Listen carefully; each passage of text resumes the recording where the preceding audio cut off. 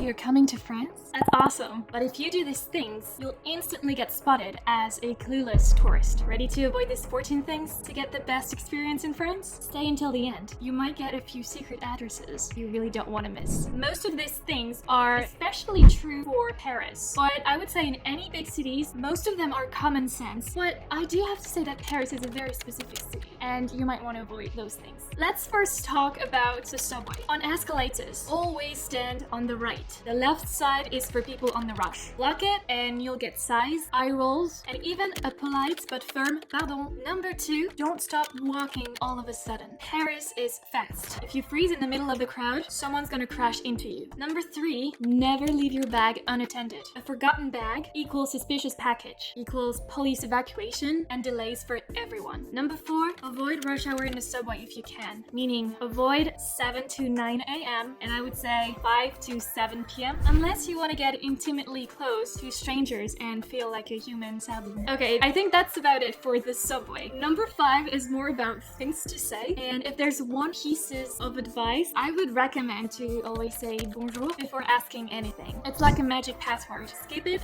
and people might look at you a little bit weird or even ignore you. Number 6, and this one, I don't know if it's totally true, but I heard that people in France don't like when people shout in public. Apparently in France, yelling across a cafe or park is a no-no. People will stare and maybe not in a good way. Number 7, never snap your fingers at a waiter. That's a big no. A little eye contact or a small wave will do just fine. Now, don't blindly trust cars or bikes. Even if you have the right of way, always check both sides. In Paris, everyone is in a rush and not everyone will stop. Now let's talk about maybe a cultural thing. If you don't want to be seen as a tourist, I would recommend not putting ice in your beer or glass of wine ever. It's basically a cultural crime. Number 10, try to keep things formal with people you don't know. If you do speak French, you might know that we have a difference of subject pronouns with tu, which we're gonna use with people we know, like family, friends, and vous for people we don't know, or like just stay formal. Jumping straight to tu can come as rude.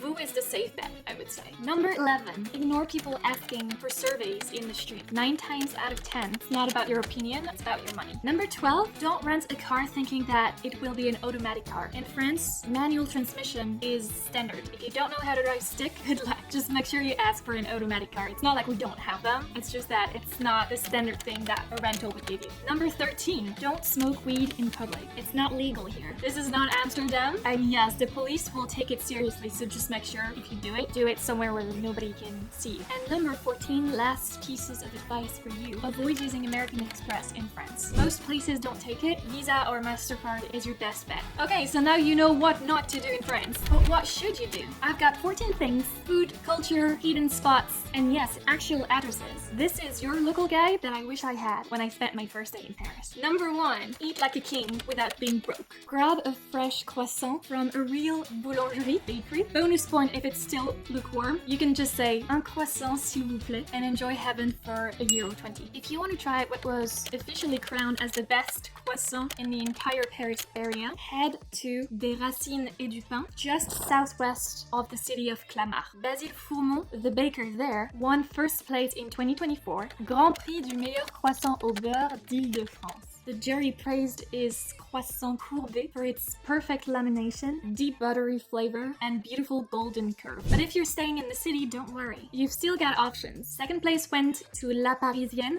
in the 10th arrondissement, the 10th neighborhood of Paris. Third place went to Mille et Un in the 6th arrondissement near Luxembourg Gardens. Perfect for a croissant and a stroll. This isn't just a little treat. This is French craftsmanship. Skip the tourist cafes and go straight to the champions. Number 2, have a picnic with real French cheese and bread and wine. You can head to different markets, such as Marché des Enfants Rouges in Paris, or just simply go to a French supermarket. It's quite different from American and Canadian supermarkets. Go get a fresh baguette in a bakery, and then go to the supermarket. Grab a bunch of cheeses you don't know. Grab some grapes or a 5 or 6 euro bottle of wine and then head to a park. There's a great park called Les Buttes-Chaumont in the 19th arrondissement. French supermarkets can be overwhelming when it comes to wine. There is a large collection of options, but if you follow these tips, you'll walk out with a great bottle and zero shame. Tip number 1, look for AOP or AOC on the label. That means Appellation d'Origine Protégée, a mark of regional authenticity and quality control. Wines labeled AOP Bordeaux, AOC Bourgogne, Bourgogne or Côte-du-Rhône AOC are safer bets than vague Vin de France bottles. Tip number 2, avoid the very bottom shelf. You might be tempted to a €3 specials, but that's usually cooking wine territory. For good everyday wine, stick to a 5 to at most €9 bottle. You'll find quality without overspending. Tip number 3, choose by region, not by label design. Don't fall for gold foil and cursive script. Look for proven wine regions. For example, red wine, Côte-du-Rhône, Cahors, Bordeaux Supérieur. For white wine, you can go for Riesling, a Muscadet, and for rosés, you can go for a Côte de Provence or a Languedoc. Tip number 4, flip the bottle and read the back. Many French bottles give food pairing on the back label, even in supermarkets. So you might find viande rouge for like red meat, fromage affiné for cheeses, fruits de mer for seafood. If it says really nothing, that might be a red flag. And finally, my last tip, and this is really how I personally pick my wine, look at the alcohol percentage. This won't necessarily tell you if the wine is good, but it hints at the style. Under 12%, it's usually lighter, it's most of the time fresher, more acidic and vibrant, really good for apéro or seafood. Over 14%, it's fuller bodied,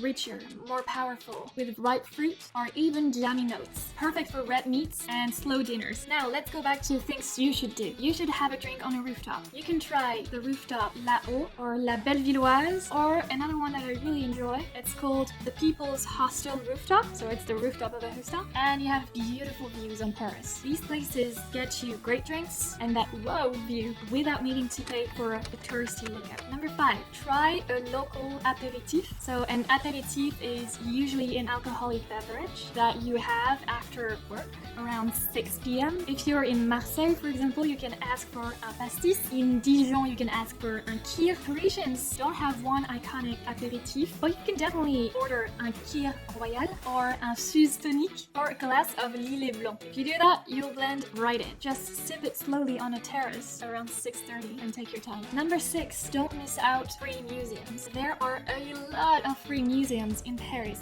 and the suburbs of Paris. You do have the Musée Carnavalet, Petit Palais, la Maison de Victor Hugo, the Musée des Archives Nationales, la Maison de Balzac. All of these are 100% free year-long. There are many other museums that are free, but only on the first Sunday of the month. So just make sure you arrive quite early so you don't have to stay in line. But you will be able to find Musée d'Orsay for free, Musée de l'Orangerie, Centre Pompidou, Musée Picasso, Musée du Quai Branly, Musée de Cluny. There are tons of things to do. Here you can find a list of all the other museums that are free on the first Sunday of the month. Now tip number 7, escape Paris and try to see other magical places not too far. Number 1 is Gerberoy. It's also called the Village of Roses. If you want to feel like you've stepped into a storybook, go to Gerberoy. It's one of the tiniest and most picturesque villages in France, with cobbled streets, blue shutters, and flowers spilling from every window box. In June, the whole town smells like roses, but even off-season, it's quiet, romantic, and insanely photogenic. So if you're in Paris, you would have to take the train from Paris to Beauvais. It's about an hour and 15 minutes away from Gare du Nord. Then take a taxi to the village, which is approximately 30 minutes. It's worth it. Number 2 is Giverny is a little town in Normandy. You've seen the paintings, now walk into them. So Claude Monet used to live there, and this is where he used to paint his water lilies. His house and legendary gardens are still open to visitors, with the same green bridge and lily pond from his heart. It's not just for art lovers, it's a dream if you like color and peace. Try to come in spring or beginning of summer for full bloom. The village itself is very pretty as well. From Paris, take the train to Vernon or Vernon-Giverny. It's a 45-minute train from Gare Saint-Lazare, and then a shuttle or a bike rent. Number 3 is the city of Rouen. If you want a larger city, but something that is 100% French, go to Rouen. This city in Normandy is pretty well known for being the city where Joan of Arc was burnt, where Monet painted the cathedral at different times of the day, and where the half-timbered buildings look like a movie set. Don't miss the Gros Horloge. It's a giant medieval clock, the main cathedral, the excellent Museum of Fine Arts, one of the best outside Paris. So you can get there directly from Paris Saint-Lazare. It's an hour and 15 minutes train to arrive downtown Rouen. And finally, my 4th recommendation is the city of Provins. It's a medieval festival town. So if you want medieval vibes, like full-on nights and falconry, Provins is your place. It's a UNESCO-listed medieval town with perfectly preserved walls, towers, and underground tunnels. If you go in June or December, you can catch the medieval festival or Christmas market if you feel like time travel. You have a direct train from Paris to Provins and it takes approximately an hour and 25 minutes. Something else you should try to do when you're in Paris or any big cities in France is try to do a local market. Spend your Sunday morning at a flea market or a local market. It's where life happens. It's where you can find authentic French people trying to trade things and buy fresh fruits, fresh flowers. It's very nice. You can try the Marché Bastille in Paris or le Marché aux Puces de la Porte de Vanves for flea markets. Next tip is for you to go watch a movie in French with subtitles. You can go to Cinéma de Panthéon and you'll get art films, not blockbusters. It's fun, cultural, and kind of romantic. You can also try Le Grand Rex, which is a huge movie theater, but it just looks like a theater. It's beautiful. So it will be more expensive, but it's definitely worth doing it once in your lifetime. Next thing you really have to do is to do an apéro by the water. In Paris, along Canal Saint-Martin, you can pick up a bottle, some snacks, and chill as the sun sets. You'll feel more French than the Eiffel Tower. From June to the end of summer, you'll see thousands of people sitting along the river, La Seine, having some drinks, eating saucisson and cacahuètes, listening to music, laughing, and just having a good time. So those are things you should definitely try to experience if you fly to France. I hope this was very useful for you. And don't forget that if you ever wanted to learn French the natural way, head to immersion.co where you can have a free trial. Je vous dis à bientôt. Gros bisous. Au revoir.